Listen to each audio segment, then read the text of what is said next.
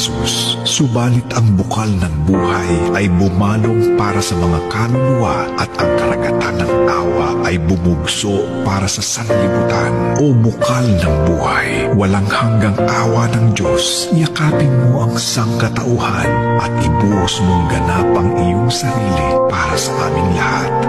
O banal na dugo at tubig na dumaloy mula sa puso ni Jesus bilang bukal ng awa para sa aming lahat, ako ay nananalig sa iyo.